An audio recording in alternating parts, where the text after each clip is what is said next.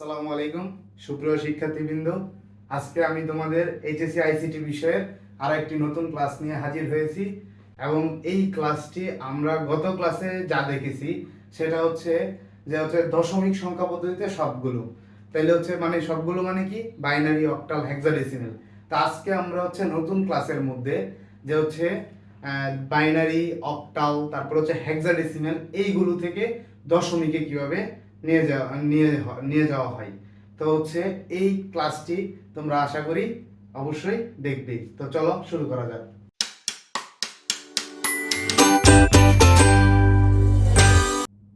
তো আমরা গত ক্লাসে গ্রুপ 1 সম্বন্ধে আলোচনা করছি। তো এই ক্লাসে আমরা গ্রুপ 2 সম্বন্ধে আলোচনা করব। অর্থাৎ গ্রুপ 2 বলতে আমরা বোঝাচ্ছি এখানে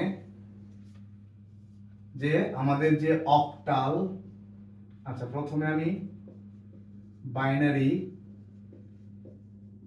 তারপর অক্টাল, আর হেক্সাডেসিমাল।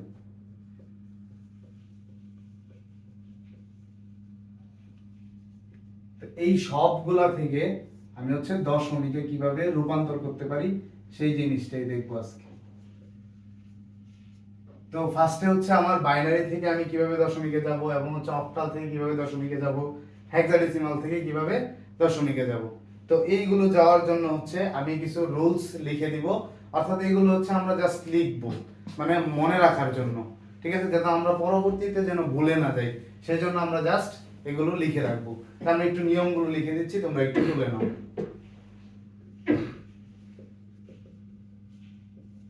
তো এখানে বাইনারি থেকে আমি দশমিকে যাই, আর অক্টাল থেকে দশমিকে যাই, আর হেক্সাডেসিমাল থেকে দশমিকে যাই। যে আমার এখানে দুইটা সংখ্যা থাকতে পারে, একটা পূর্ণ সংখ্যা আর একটা ভগ্নাংশ সংখ্যা। তো দুইটার অবশ্যই কোনো নিয়ম আছে। তো নিয়মটা যে প্রথমে আগের মতো যে দশমিকের বেস কোনো কাজে আসে না, এটা সবসময় অলওয়েজ মাথায় রাখবা। তো এই পাশে যে বেসগুলো আছে সেই বেস দিয়েই কাজ করতে হবে। তাহলে আমরা প্রথমে 1 নম্বরে লিখে নিই যে দশমিকের বেস কোনো কাজে আসে না।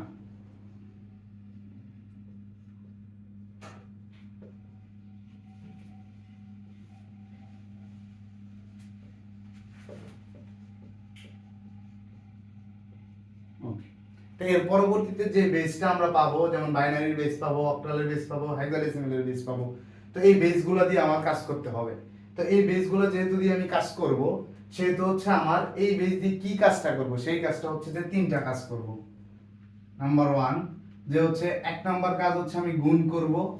তারপর 2 নাম্বার কাজটা যে আমি পাওয়ার দেব।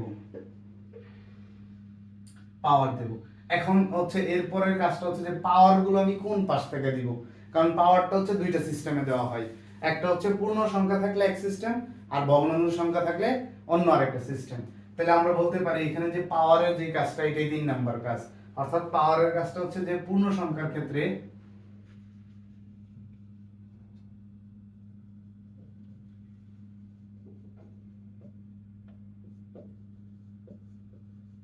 পূর্ণ সংখ্যার ক্ষেত্রে আমরা ডান দিক থেকে বাম দিকে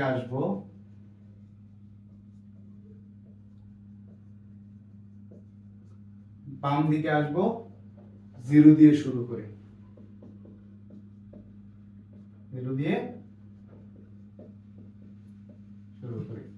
এবং সবসময় পাওয়ার গুলা বেসের উপর দিতে হবে, এটা মাথায় রাখতে হবে। বেসের উপর পাওয়ার দেব। তো এই পাওয়ার গুলা কিন্তু পূর্ণ সংখ্যার ক্ষেত্রে আমরা কিন্তু আমরা যে ডান দিক থেকে, মানে এই দিক থেকে, ডান দিক থেকে আমরা বাম দিকে আসব, এবং সেটা বেসের উপর পাওয়ার দিয়ে আসব। তো ভগ্নাংশের ক্ষেত্রে কি কাজ করব সেটা আমরা একটু লিখে নিই। তো ভগ্নাংশ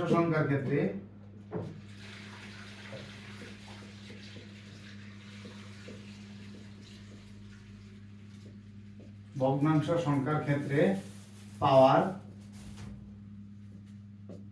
বাম দিক থেকে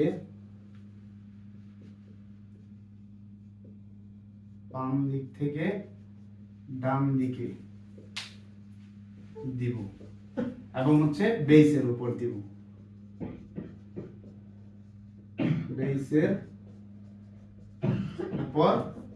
দিব।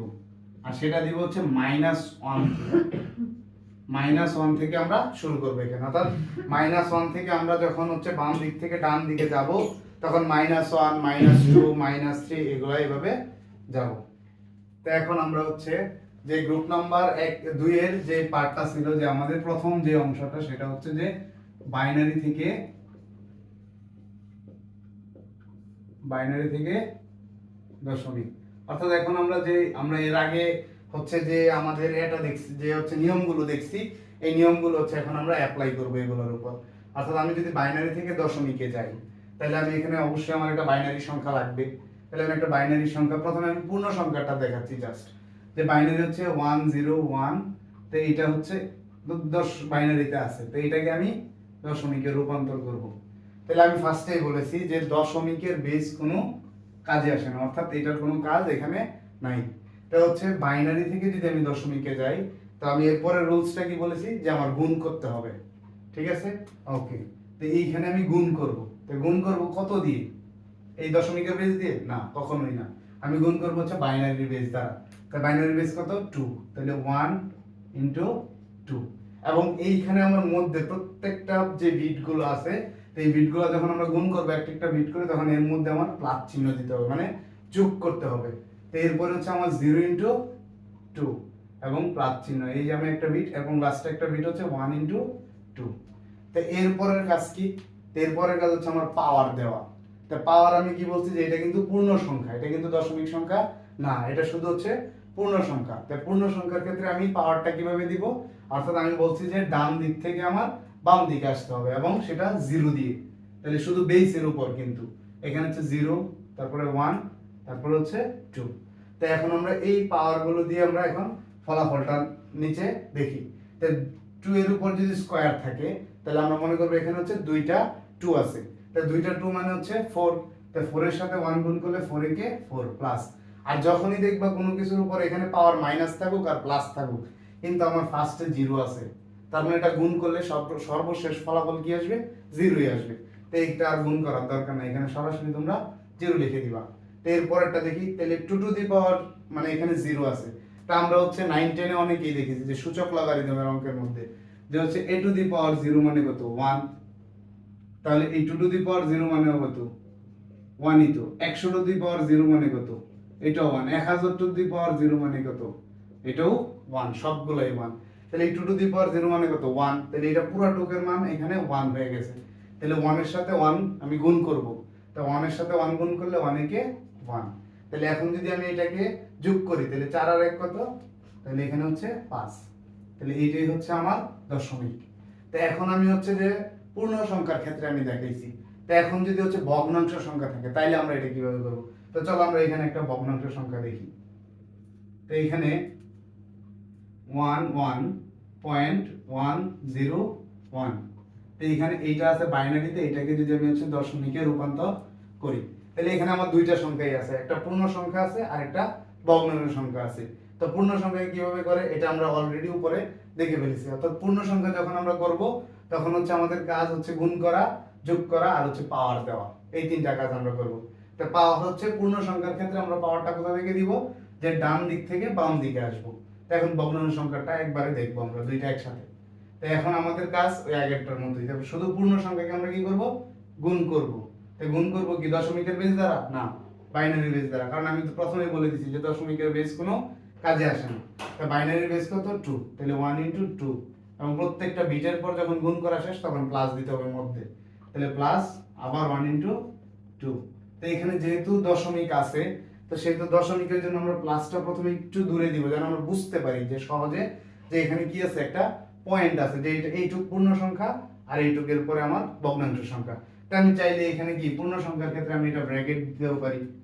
ওকে, তো এরপরে 1 * সেম ভাবে 1 * 2 প্লাস 0 * 2 প্লাস 1 * 2। ওকে, তাহলে এইটুক হচ্ছে আমার পূর্ণ সংখ্যা আর এইটুক হচ্ছে আমার দশমিক সংখ্যা। তাই আমি ফার্স্টেই বলেছি যে পূর্ণ সংখ্যার ক্ষেত্রে আমরা ডান দিক থেকে বাম দিকে আসবো এবং 0 দিয়ে শুরু করি, 0 আর হচ্ছে 1, এবং এটা কি 0 দিয়ে শুরু করতে হবে। আর এইটার ক্ষেত্রে হচ্ছে আমরা বাম দিক থেকে ডান দিকে যাব বেসের উপর পাওয়ার দিয়ে, এবং -1 দিয়ে শুরু করতে হবে এটা। তাহলে হচ্ছে -1 -2 আর এটা হবে -3। তাহলে এখন আমরা এটা যে আমরা ফলাফলটা নামে, তোমরা চাইলে এটা পুরোটা ক্যালকুলেটরে যেমন সায়েন্টিফিক ক্যালকুলেটরে এটা একসাথে একবারে দিয়ে মানটা তুমি নামাইতে পারো, কোনো সমস্যা নাই।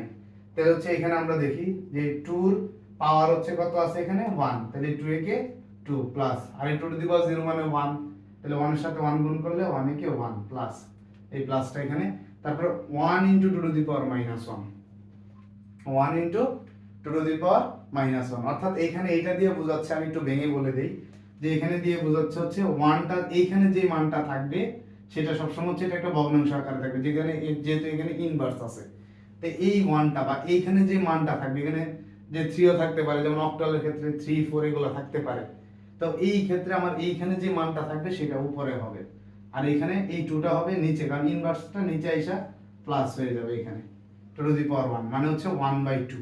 এটা যদি আমি সহজে লিখি তাহলে এটা 1/2 প্লাস, আর এইটা দেখো এটার দরকার আছে লেখার, মানে 0 উপরে দিয়ে যদি আমি লিখি নিচে 2 টু দি পাওয়ার স্কয়ার মানে 4 যদি লিখি নিচে তাহলে এটার মান 0ই আসবে, তাহলে এটা আমি একবারে 0 দিয়ে দিই প্লাস, আর এটা এই যে এখানে 1 আছে তাহলে এখানে ভগ্নাংশ মতো করব এবং এইখানে যে যে মানটা আছে এই মানটা এখানে উপরে দিব আর এখানে 2 টু দি পাওয়ার 3 হবে, মানে এই ইনভার্সটা নিচে আইসা 2 এর উপর আইসা প্লাস হয়ে যাবে। ওকে, তাহলে এখন যদি আমি যোগ করি তাহলে 2 আর 1 হচ্ছে 3 প্লাস, তা 1/2 মানে 0.5 প্লাস, তো এইখানে হচ্ছে আমরা যদি দেখি যে 1/, তো এইটা কত থাকে 1/2 কিউব, 2 কিউব মানে কি 8, তার মানে কি 1/8। তাহলে এখন ওকে, তাহলে আমরা একটু দেখি যে এখানে যদি আমরা ভাগ করি তাহলে 3 প্লাস 0.5 প্লাস আর 1/8 মানে হচ্ছে 0.125, ঠিক আছে। তাহলে এই পুরোটা যদি আমরা যোগ করি তাহলে আমাদের আসবে হচ্ছে 3.625, তাহলে এইটাই হচ্ছে আমার দশমিক সংখ্যা পদ্ধতি।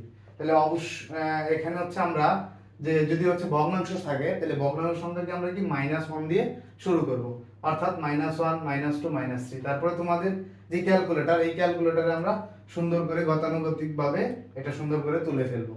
তো আশা করি আজকে আমার যে বাইনারি থেকে দশমিকের যে ক্লাসটা এটা তোমরা সকলেই বুঝতে পারছো। তো তোমাদের এই প্রত্যাশা এবং কামনা ব্যক্ত করে আমি আমার আজকের ক্লাস এখানেই শেষ করলাম। আল্লাহ হাফেজ।